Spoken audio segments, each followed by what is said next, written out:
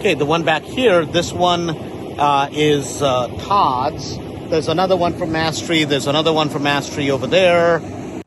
So build to rent or build to Airbnbs like this one, this is the hottest trend in real estate. Yet, what does it take? What does it take to build a new construction property like this one? What are the steps that are needed? So we're going to ask our construction manager, Todd, what did it take? Today we have about 60 of these or so going up, another 40 or 50 of single families, and another 25 or so of the triplexes. So let's ask Todd what it takes to be able to build these and build them profitably. Okay guys, welcome to building in Southwest Florida. We've had to deal with, couldn't get trusses, couldn't get blocks, couldn't get windows. Then we got hit with rainy season and washing out footers and all this other stuff. So guys, you heard Todd, right? I had him write down the notes. Number one was, before you start, it's knowing what do you want to do with it? What is your goal? What would you like to accomplish? Number two is area selection. Number three was property and the best yield. Where are you going to get the best returns? Number four was entitlement process. Are you going to find land? Are you going to find properties, boom, that are ready to go? Or are you going to have to do that? And number five was the right floor plan for the right needs. And that is the five things you need before you go suddenly start building a property. Because if you just build, you can build a beautiful house. But guess what? Not accomplish all of your goals, which the goal here with real estate is to make money. Talk to you guys soon. All right, so we're at another one. This one is Myra's. There were a bunch of lots down the street that were from Mastery. So basically, pretty much every block. I think we're going to go to a few more of these. Hey guys, I'm here with Todd. This is, in this particular units, they have the regular ceiling heights versus the one that we're building, which is the taller ceiling height. So Todd, as we walk in, what do you think about this particular, so this is typical builder grade finish, correct, right? Yes, yeah. So start with kind of, man, the ceiling heights and what is your feel of this particular unit? This looks like a little bit better than the typical fit and finish for a builder, but what do you think about the ceiling heights in general here? I mean, it definitely, immediately you notice the difference.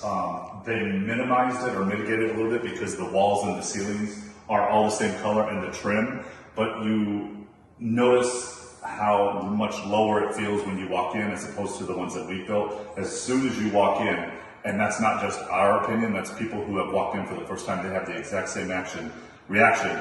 Their head goes up, wow, the ceilings are tall. And it makes a big difference. It makes what is 1,200 square feet feel like 1,600 square feet. And on the single family home, that's 1,600, feel like it's 2,000 almost, yeah. And you know, can you explain the difference between, like, if here we did an 8-foot ceiling, we did 9.2 ceilings. 9.4. Not 9.4, sorry.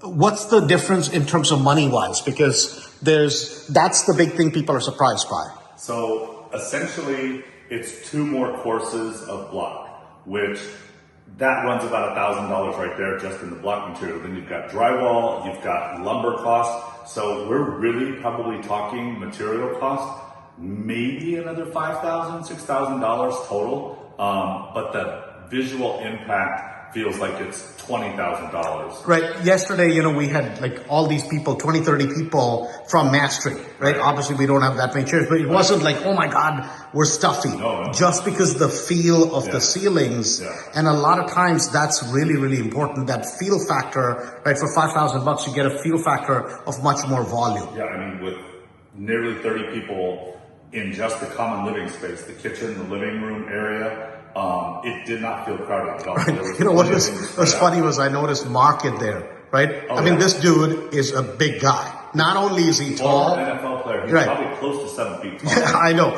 right? He's a big dude, and you don't feel like the ceilings are kind of catching up with his height, no, right? You get somebody, a big guy like him in there, right? You're like, oh my God, you realize, right? For short people, for me, it's forgiving, but not for taller people. And one of the things that we had comments about that we're doing the 9'4" ceilings, like, well, you can't have a standard size door that's 7 foot. Right, exactly. Because or 7 foot tall, because then it's going to look weird, and it doesn't look weird at all. In fact, when you walk in, we went into one today that had the tall doors in there. Right. It is an unnecessary expense. It doesn't really In fact, all it does is make them stand out that much more, and I don't think necessarily in a good way. So the 9-4 ceiling with standard size doors cuts the cost down a lot, but still gives you that big bang visual impact.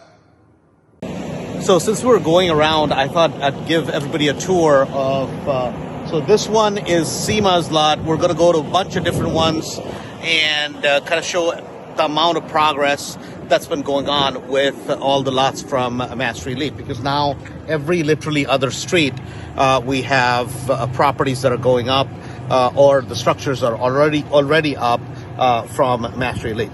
All right, so this particular lot, this is the one with the stem wall, right? If you guys see this, so this is the stem wall, because here the level had to be raised. So basically you have a 3 or 4 course stem wall on this particular property. But obviously this is the rainy season kind of in Florida, and it just kind of creates issues whenever you're trying to get all of this stuff done.